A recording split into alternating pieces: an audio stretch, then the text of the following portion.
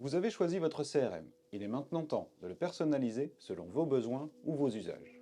HubSpot propose nativement plusieurs types d'objets. Les contacts, les entreprises, les transactions et l'objet service. Cependant, selon vos besoins et votre activité, vous pouvez avoir l'usage d'un objet complémentaire. Cet objet s'appelle l'objet personnalisé. Voyons ensemble aujourd'hui comment personnaliser cet objet sur HubSpot. Avant de vous lancer tête baissée sur le logiciel, il est important de définir l'ensemble des propriétés qui vous seront utiles. Ces propriétés seront rassemblées dans ce que nous appellerons un schéma d'objets. Prenons, dans notre exemple, l'activité d'une concession automobile.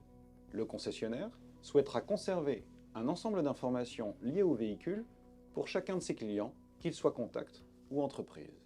La création d'un objet personnalisé passe nécessairement par une API. Pour cela, HubSpot met à notre disposition une URL sur laquelle nous allons pouvoir programmer notre schéma d'objet.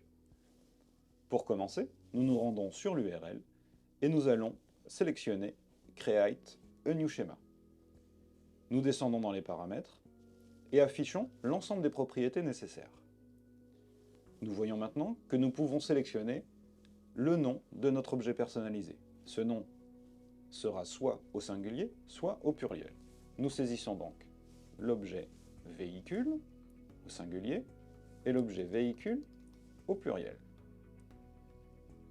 On nous demande ensuite quelles sont les différentes propriétés que nous souhaitons voir apparaître dans notre objet personnalisé. Nous allons sélectionner ici la propriété marque et la propriété modèle. On nous pose également la question, quelles sont les propriétés qui pourront être recherchées? Nous sélectionnons à nouveau et saisissons nos deux propriétés qui sont marque et modèle. La propriété à afficher en premier sera marque et la propriété à afficher en second sera modèle. Définissons maintenant, pour chacune de ces propriétés, les valeurs en relation. Nous allons avoir deux propriétés. Nous cliquons sur double propriété. Dans la première, nous ressaisissons notre propriété marque. Donc, dans l'élément label, nous saisissons la version visible de notre propriété. Nous marquons ici marque avec un majuscule.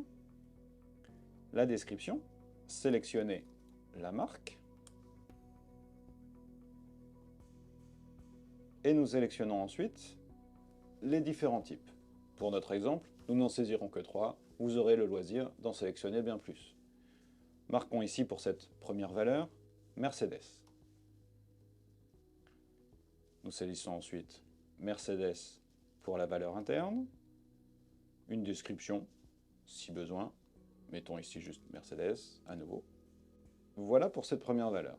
Répétons cette même opération pour nos deux autres valeurs. Nous choisissons ici la deuxième valeur BMW, en majuscule pour la version visible, BMW en minuscule pour la version interne.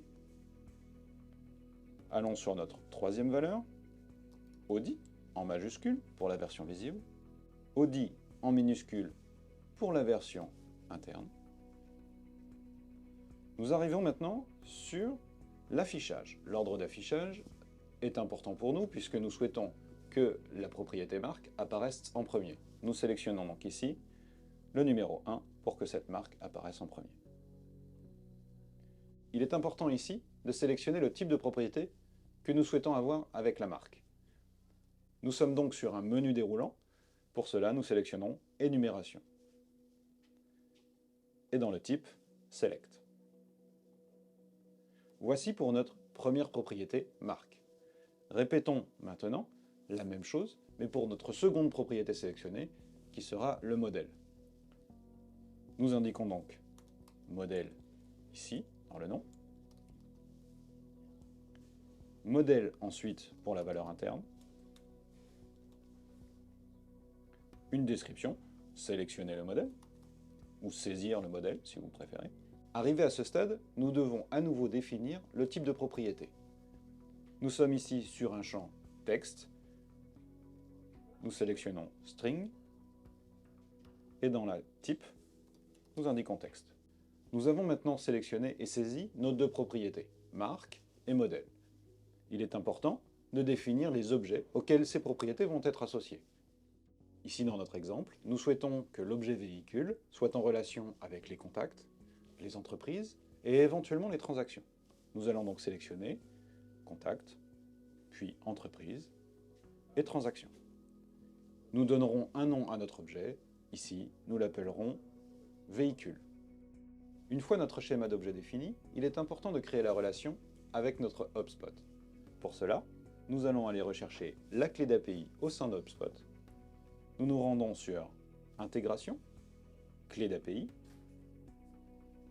créer et copier la clé d'API qui se situe à cet endroit, et copier-la au niveau du test call. Vous copiez votre clé d'API et vous envoyez la requête.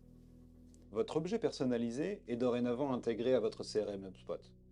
Vous pouvez utiliser l'ensemble des propriétés natives disponibles pour les autres objets pour votre objet personnalisé. L'agence WebVision 360 reste disponible et à votre écoute pour vous aider dans le paramétrage de votre CRM au quotidien. N'hésitez pas à nous contacter.